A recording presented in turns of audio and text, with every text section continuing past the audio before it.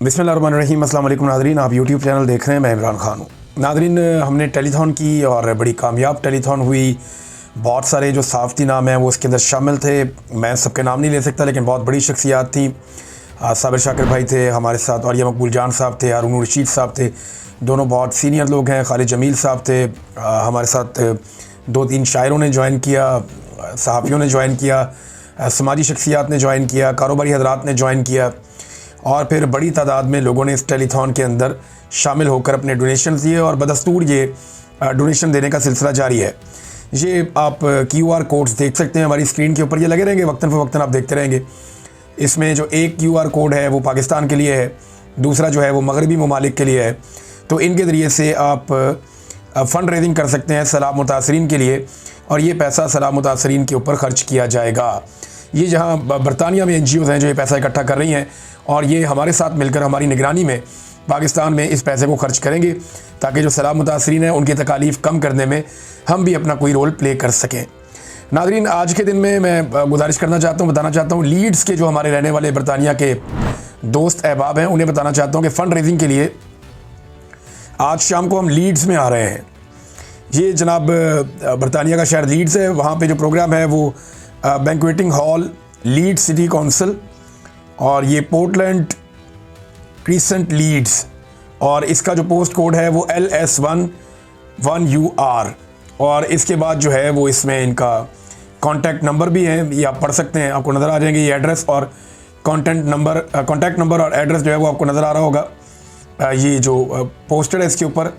तो लीड्स में एक प्रोग्राम है सैलाब मुतासरीन के लिए, वहाँ पे आज हम प्रोग्राम करने जा रहे हैं। जो तंजीम करवा रही है, जो लोग मौजूद हैं वहाँ पे, उनके ये नंबर भी हैं, इस पर भी आप रब्ता करके उनसे पूछ सकते हैं। तो ये प्रोग्राम वहाँ शुरू होगा शाम को 4 बजे से लेकर रात 8 बजे तक। तो इसमें जो वहाँ रहने वाले लोग हैं या आसपास रहने वाले लोग हैं वो शिरकत करें और सैलाब मुतासरीन की मदद के लिए अपना रोल प्ले करें। हालात क्या है नादरीन, बहावलपुर के इलाके उच्च शरीफ से जो मनाजिर आए हैं वो बड़े तकलीफ़देह हैं। एक बहुत बड़ा मसला इन इलाकों में जो जन्म ले चुका है वो भूख का है। इंसान भी भूखे हैं और जानवर भी भूखे हैं, मासूम बच्चे भी भूखे हैं, और जो वीडियोज़ आ रही हैं वो बहुत तकलीफ़देह हैं। तकरीबन तमाम सहाफ़ियों से मेरी गुफ्तगू हो चुकी है जो वहाँ पे सैलाबज़दा इलाकों में मौजूद हैं। लगभग सारे सहाफ़ियों से मेरी बात हुई है। कुछ से तो हमने बात की जब हमारी टेलीथॉन चल रही थी, ट्रांसमिशन उसमें की। उसमें जो है वो अदनान हैदर साहब वहाँ मौजूद थे, उन्होंने ट्रांसमिशन में बात की। हसनैन ने बात की, उसके अलावा वहाँ पे गोंदल साहब ने बात की, दीगर कुछ और दोस्त जो वहाँ करीब मौजूद हैं उन्होंने बात की। तो उन्होंने बताया जी जो मालूमात उन्होंने दी हैं वो बड़ी मायूस कुन है। जितने हालात हमने बुरे बयान किए हैं उससे भी बदतर हालात हैं इस वक्त। अगर आप वहाँ पे सहाफ़ियों से रियल रिपोर्ट लें तो आपको पता चलता है। रेस्क्यू और जो रिलीफ का ड्रामा है वो सिर्फ वहाँ तक महदूद होता है जहाँ तक राजकुमारी टिकटॉकनी या उनकी कोई साथी टिकटॉकर वहाँ पे मौजूद हो, बस वहाँ तक ही एक ये ड्रामा महदूद होता है। एक ख़ास बंद का इलाका है जहाँ पे ब्यूरोक्रेट भी जाते हैं, पुलिस भी जाती है, मीडिया को भी ले जाया जाता है, जबकि वहाँ पे जो टिकटॉकनियाँ हैं वो भी वहाँ पे आती हैं, और ये जो राजकुमारी की हुकूमत है वो वहीं पे आके और वहाँ से वापस चले जाते हैं। और उसी जगह के ऊपर पूरा एक डेरा भी एक लगाया हुआ है सीनियर मिनिस्टर ने पंजाब की, और जबकि आवाम बाकी जगहों पे बिलक बिलक कर रो रहे हैं। अभी मैं एक वीडियो देख रहा था, इसमें शहबाज साहब जो है वो बहुत दूर के इलाकों में निकल गए और उन्होंने जाकर वहाँ से रिपोर्ट किया कि यहाँ पर तो कोई रेस्क्यू वाला पहुँचा ही नहीं, हुकूमत का यहाँ पर कोई वजूद ही नहीं है, कोई भी लोगों की मदद के लिए नहीं आया, बल्कि लोग अपनी मदद आप करने की कोशिश करते हैं, लेकिन पानी में वो अपनी मदद कैसे करें। अब पानी कोई 1 आधा फुट नीचे गया है, जो अब तक इतलात आ रही है जिस वक्त मैं ये वीडियो रिकॉर्ड कर रहा हूँ। उम्मीद है कि पानी और नीचे चला जाएगा, लेकिन थोड़ा बहुत पानी नीचे गया है, लेकिन इसके बावजूद लोगों की मुश्किलात कम नहीं हुई। इन लोगों को कैंपों में कितना अर्सा रहना पड़ेगा, इसके बारे में जब मैंने वहाँ जो जर्नलिस्ट उनसे पूछा, उन्होंने कहा जी जिस तरह ये पानी निकल रहा है ना बहुत स्लो है। तो वो ये कह रहे थे कि ऐसा लगता है कि 1 महीने तक भी हो सकता है या इससे ज़्यादा भी हो सकता है इन लोगों को खैमों में रहना पड़े। तो इन्हें चारपाइयाँ चाहिए होंगी, बाकी सामान चाहिए होगा, राशन चाहिए होगा, इन्हें खुद कफ़ील भी करना होगा ताकि यहीं पे खुद खाना पका के खाना शुरू कर दें, और पीने का साफ़ पानी जो है वो बहुत बड़ी ज़रूरत है, वो भी चाहिए होगा। जानवरों का चारा ये इतना सारा कहाँ से लेकर आएंगे, ये एक ऐसा बड़ा सवाल है जिसका जवाब अभी तक कोई भी नहीं दे सका। हुकूमत चारा लेकर आती है लेकिन वो अपने कैंप की बैक साइड में रखती है, वो चंद ट्रक आते हैं, वो जानवरों के लिए नाकाफ़ी है। जो जानवर सैलाब के अंदर फंसे हुए हैं, लोगों ने अहातों के अंदर बंद किए हुए हैं, उनको बीमारियाँ फैल रही हैं और उनके खुरों के अंदर प्रॉब्लम हो रही है। साथ ही साथ वो जानवर इंतहाई लागर हो चुके हैं, उनके जिस्म की हड्डियाँ निकल आई हैं और ये मवेशियों की हालत है इस वक्त। अलीपुर का जो है वो मरीम नवाज़ साहिबा मुबैना तौर पे अब दौरा करेंगी, और इसका पता ऐसे चला कि वज़ीर आला हाउस से अनाउंस नहीं किया, ये वहाँ मकामी लोगों ने एक वीडियो बना के भेजी। उस वीडियो में जो सड़कें कुछ बच गई हैं, क्योंकि एक छोटा सा एरिया है शहर का जो बचा हुआ है, बाकी तो सारा वो तहसील तो डूब गई सब, तो वो जो एरिया थोड़ा बचा हुआ है वहाँ पे सड़कें तामीर की जा रही हैं रातों रात, यानी मशीनें लगा के सड़कों को सीधा किया जा रहा है, उनको तामीर किया जा रहा है, रास्ते बराबर किए जा रहे हैं, रुकावटें हटाई जा रही हैं। तो वहाँ लोगों ने अंदाज़ा लगाया कि मरीम नवाज़ आने वाली है, और जब इधर उधर पूछा तो पता चला कि जी मरीम नवाज़ आ रही है। तो आप अंदाज़ा करें कि इस सैलाब के माहौल में, तबाही और बर्बादी के इस माहौल में, जहाँ इंतज़ामिया को अपनी सारी मशीनरी और ताकत को इस्तेमाल करना चाहिए था सैलाबज़दा लोगों की ज़िंदगियाँ बचाने के लिए, वहाँ पे राजकुमारी की आमद के मौके पर टिकटॉक्स अच्छे बन जाएँ, इस वजह से जो है वो सड़कें रातों रात तामीर की जा रही हैं, उनको सेट किया जा रहा है, मरहम पट्टी की जा रही है सड़कों की। तो ये बड़ी अजीब चीज़ है, शायद आपको ये अजीब लग रही होगी, लेकिन मुझे अच्छी तरह याद है कि शहबाज शरीफ भी जब किसी मुकाम का दौरा करते थे तो उनके जाने से पहले वहाँ पे सड़कों की मरहम पट्टी की जाती थी, और मैंने एक दो दफ़ा ये बातें रिपोर्ट की, तो उस पर शहबाज शरीफ साहब ने और उनकी कैबिनेट ने और उनके लोगों ने उस दौर में बहुत बुरा बनाया था और मेरे ऑफिस में शिकायत लगा दी थी। नाज़रीन, सैलाब मुतासरीन ये कह रहे हैं कि हमारे बच्चों की जानें जो हैं वो बचाई जाएँ, लेकिन ये बाकायदा वीडियो इसकी मौजूद है कि जर्नलिस्ट वहाँ पे रिपोर्टिंग कर रहे हैं, मरीम औरंगज़ेब वहाँ पे मौजूद हैं, सैलाब मुतासरीन कह रहे हैं जी हमारे बच्चों की जानें बचाएं, उनको कह के थक गए, हमारे बच्चे वहाँ फंसे हुए, उनको नहीं बचा रहे। तो वज़ीर साहबा ये फरमाती हैं कि झूठ मत बोलो, यानी किसी गरीब आदमी को मुँह के ऊपर कह देना कि झूठ मत बोलो, अपने जैसा समझाया सारों को, कि जब दिल किया कि मेरी तो लंदन तो क्या पाकिस्तान में भी कोई प्रॉपर्टी नहीं है, क्लेबरी फॉन्ट आ गया निकल के बीच में से। तो ये कहानियाँ और ये झूठ जो है ये हमने बहुत सुने हैं। गरीब आदमी के पास करैक्टर ही तो रह जाता है, बाकी होता क्या है उसके पास, जो वो छोड़ के जाता है लोग उसके लिए दुआ करते हैं बाद में, कोई लंबी चौड़ी जायदादें तो है नहीं उसके पास। तो आपके तो रजिस्टर्ड झूठ हैं जो पकड़े गए हैं और बार बार पकड़े गए हैं, हम डील करके नहीं गए, फिर वो मुआहदा सामने आ गया जिस पे डील करके मियाँ साहब बाहर गए थे। तो ये तो बहुत ढेरों झूठ है, मैं बोलना शुरू करूँ तो 1 दर्जन झूठ तो अभी गिनवा दूंगा मैं, और वो भी मेजर बड़े बड़े झूठ। छोटे झूठों का तो इनका एक अंबार लगा हुआ रोज़ाना की बुनियाद पे ही बोलते हैं। तो अब देखें ना, वो गरीब आदमी को कह दिया झूठ मत बोलो, मीडिया के सामने शोर मचाओगे तो कुछ नहीं होगा, धमकी भी लगा दी साथ। एक तो उस पर तोहमत लगा दी, इल्ज़ाम लगा दिया कि तुम झूठ बोल रहे हो, दूसरा गरीबों को ये कह दिया कि अगर तुम मीडिया के सामने शोर मचाओगे तो फिर कुछ भी नहीं होगा, यानी हम अगर तुम्हें लोगों को बचाना भी है तो हम नहीं बचाएंगे। तवज्जो इनकी कहाँ पे नाज़रीन, ज़रा ये एक तस्वीर देखिए, मैं आपको दिखाना चाह रहा था। ये तस्वीर आप जब देखेंगे तो आपको आइडिया होगा कि एक्चुअल पिक्चर क्या है। ये आमिर मुगल साहब ने पोस्ट की है अपने एक्स अकाउंट के ऊपर।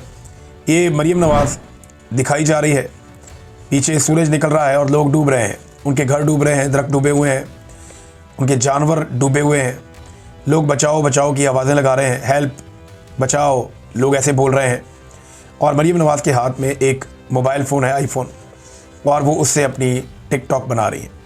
ये किसी ने अक्कासी की है सूरत हाल की, बिल्कुल दुरुस्त तर्जुमानी की है, सही अक्कासी की है मौजूदा सूरत हाल की, कि इनकी जो सारी की सारी तवज्जो है वो इस वक्त भी टिकटॉक्स के ऊपर है और किसी काम के ऊपर कोई इनकी ख़ास तवज्जो नहीं है। नाज़रीन, एक और चीज़ है, वो आर्मी चीफ़ ने एक मरतबा फिर ये कह दिया, गुज़िश्ता चंद दिनों से पहले DGSPR कह रहे थे, फिर आर्मी चीफ़ कह रहे थे सियासतदानों को ये करप्ट कहते हैं, बुरा कहते हैं। ये फ़ौज का पुराना तरीक़ाकार है, वो बार बार कहते हैं सियासतदान ठीक नहीं है, ये इक़्तिदार परस्त है, इक़्तिदार के लिए ये करते हैं, ये करप्शन करते हैं, बेईमानी करते हैं, फ्रॉड करते हैं। तो सारा कुछ पाकिस्तान में हमेशा से सियासतदानों पे डाला जाता है, तो वही चीज़ मैं यहाँ पे भी होती हुई देख रहा हूँ। आर्मी चीफ़ ने एक बार फिर अच्छी तर्ज़ हुक्मरानी पर जोर दे दिया। अब मामला ये है कि उन्होंने जोर तो दिया कि तर्ज़ हुक्मरानी अच्छी होनी चाहिए, ये आर्मी चीफ़ ने कहा, लेकिन उन्होंने ये क्यों कहा, उनका इससे क्या ताल्लुक़ है? यानी हुक्मरान की बात मानना उनका काम है आईने पाकिस्तान के मुताबिक। हुक्मरान कौन होगा, क्या करेगा, ये तो वोट डाल सकते हैं, एक वोट उनका है अपना, जब वोट डालें तो फैसला करें इसको डालना है उसको डालना है। इसके अलावा वो नहीं बता सकते हुक्मरानों को कि हुक्मरानी कैसी करनी है, ये उनकी डोमेन नहीं है। हाज़र ड्यूटी ऑफिसर कैसे ये मुतालबा कर सकता है, मेरी समझ से बाहर है। यानी क्या ये शहबाज शरीफ की हुकूमत पर बैड गवर्नेंस का एक और इल्ज़ाम या टैग है जो जनरल साहब लगा रहे हैं कि जनाब इनकी हुक्मरानी ठीक नहीं है? तो हमेशा से सियासतदानों को बदनाम किया जाता है, हालांकि हुक्मरानी हमेशा इस्टेब्लिशमेंट करती है, इख्तियार और इक़्तिदार हमेशा पाकिस्तान के अंदर इस्टेब्लिशमेंट के पास रहा है, लेकिन वो कहते हैं जी अच्छी तर्ज़ हुक्मरानी होनी चाहिए। अब ये अच्छी तर्ज़ हुक्मरानी कैसे लाएं? अब इतने जूते पॉलिश करके भी शहबाज शरीफ साहब ने अगर ये सुना, फ़र्ज़ करें शहबाज शरीफ साहब कल को कोई फौज पे तनकीद करते तो उनके साथ क्या होगा। यानी सियासतदान के ऊपर फौजी तनकीद करे तो कोई मसला नहीं, फौजी के ऊपर सियासतदान तनकीद करते तो रियासत पे हमला हो जाता है, मुल्क के लिए ख़तरा करार दे दिया जाता है। ये बड़ी अजीब बात है। सबको अपने अपने आइनी और कानूनी दायरा इख्तियार में रहना चाहिए, उससे बाहर ना जाएं तो ज़्यादा अच्छी बात है। नाज़रीन, एक बड़ा इशू उठ गया और वो अली अमीन गंडापुर के हवाले से। खबर जो रिपोर्ट की गई है वो फ़हीम अख्तर मलिक साहब ने की थी और वो पाकिस्तान तहरीक इंसाफ के लोगों ने उठा ली। सोशल मीडिया पर यह खबर फैल गई। फिर जो लोग मीटिंग्स के अंदर मौजूद थे उस मीटिंग में, उनसे कुछ जर्नलिस्ट हैं, उन्होंने बातें की, जैसे तारिक मतीन साहब कंफर्म कर रहे हैं, कुछ और सहाफ़ी कंफर्म कर रहे हैं। लेकिन फ़हीम अख्तर मलिक साहब ने ये खबर दी थी कि, और वो ये कह रहे हैं कि 100% ये खबर ठीक है, मैं अपनी खबर पर कायम हूँ। अली अमीन गंडापुर ने कहा कि 22 से ज़्यादा खैबर पख्तूनख्वा असम्बली के MPs के बयान हल्फी एस्टेब्लिशमेंट के पास हैं और इनके सर पर हुकूमत कायम है। अगर हुकूमत गई तो आपका हशर भी PTI पंजाब वाला होगा। फिर इजलास में इत्तफाक हुआ कि हुकूमत कायम रखी जाएगी चाहे जो हो जाए। इनसे इतना पूछें इमरान खान ने जो हदायत की थी उस पर अमल हुआ या नहीं हुआ, ये उन्होंने आगे कहा। फिर एंड में उन्होंने कहा जी मैं अपनी खबर पे कायम हूँ और मुख्तलिफ सोर्सेज से कंफर्म करने के बाद मैंने खबर दी है, लफज बलफज कायम हूँ, खबर का मुकम्मल रिकॉर्ड भी है, अगर खबर झूठी है तो कानूनी कार्रवाई आप कर सकते हैं। बाकी लोग जो हैं पाकिस्तान तहरीक इंसाफ के, उन्होंने दीगर चीज़ें भी इसमें बताई कि गंडापुर साहब ने कहा कि जो कहा गया मुबैना तौर पर कि मैं तुम्हारी नहीं एस्टेब्लिशमेंट की वजह से वज़ीर आला हूँ, वो चाहते तो एक दिन में मेरी हुकूमत गिरा देते, मैं उनकी मजबूरी हूँ। एस्टेब्लिशमेंट ने फाटा और अफगानिस्तान से मुतालिक कुछ फ़ायदे या काम लेने हैं। बहरहाल इस पर सनाउल्लाह मस्ती खेल साहब हों या बैरिस्टर गौहर हों, ये कहते हैं जी हम उस मीटिंग में मौजूद थे जो शुरू में हुई सितंबर के, और उस मीटिंग में गंडापुर ने ऐसी कोई बात नहीं की। अब गंडापुर या गंडापुर के जो करीबी साथी हैं उन पर लोग भरोसा नहीं करते। सोशल मीडिया ऐसा लगता है कि ये ज़हन बना चुका है कि गंडापुर साहब ने ज़्यादती की है और गंडापुर इमरान खान साहब की बात नहीं मान रहे, और ये इसका रिकॉर्ड है ना। देखें, इमरान खान साहब कहते हैं मुझे आके मिलो, ये जाके मिलते नहीं हैं, मिलने के लिए कोशिश भी नहीं करते। वो कहते हैं अफगानिस्तान जाओ, ये कहते हैं मेरा पासपोर्ट ही नहीं है, हालांकि ये बड़ी अजीब खबर है। वो कहते हैं ड्रोन पे FIR करो, वो ड्रोन पे ड्रोन हो रहा है, कुछ भी नहीं करते। इमरान खान साहब कहते हैं ऑपरेशन को रुकवाओ, ये कहते हैं जंग हम जीतेंगे। वो बिल्कुल एक अपोजिट इनका एक मौक़िफ़ है। इमरान खान साहब ने कहा बजट पेश नहीं होगा, इन्होंने पेश कर दिया। उन्होंने कहा अच्छा मेरे से मुशावरत के बगैर पास नहीं होगा, इन्होंने पास कर दिया। तो ये जो सारी चीज़ें, वो कहते हैं जी मुझे मिलने आओ, ये मिर्ज़ा अफरीदी के फार्म पे पहुंच जाते हैं। तो 4-5 ऐसे मुतालबात हैं इमरान खान साहब के जो उनकी हदायत हैं, जिन पे अली अमीन गंडापुर साहब ने गुज़िश्ता कुछ अरसे में कोई अमल दरामद नहीं किया। एक सवाल ये उठता है कि अली अमीन गंडापुर साहब अब सख्त ज़बान इस्तेमाल करते हैं, इसके बावजूद लोग उन पर भरोसा नहीं करते।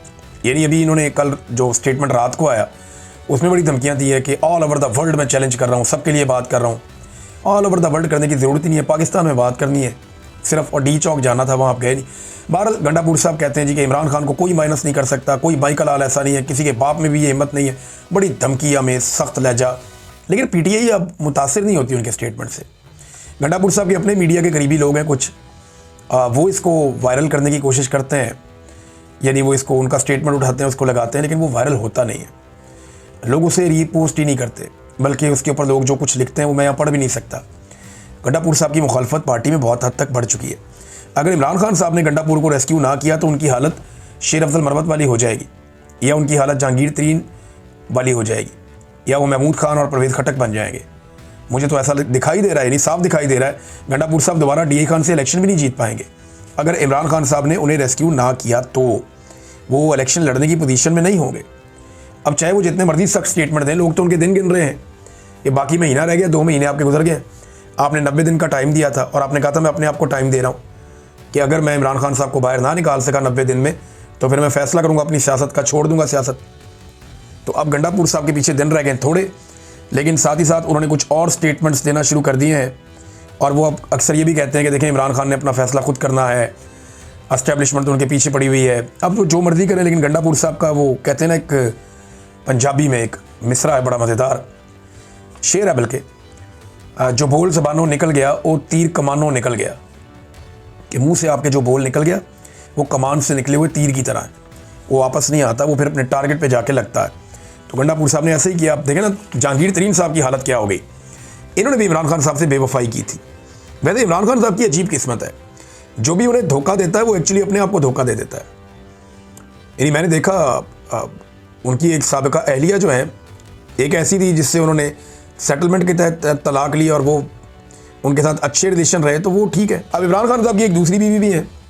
अब उनके ऊपर मुबैना तौर पे ये एलिगेशन भी लगे कि उन्होंने कोई माली फ़ायदा वायदा लिया है, लेकिन आप देखें कि उन्होंने इमरान खान के बारे में कितना कुछ कहा, कितनी नेगेटिव बातें की हैं। एक तरह का धोखा है कि आप एक बंदे के बारे में, उसके साथ पहले आपका निकाह है, बाद में आप उसके घर की बातें, और वो भी कोई झूठ कोई सच, यानी वो अजीबो गरीब जिनका सर पाँव भी नहीं है, वो बातें कर दी। और आप देखें उसका नुकसान इमरान खान को नहीं हुआ, उसी खातून को हुआ।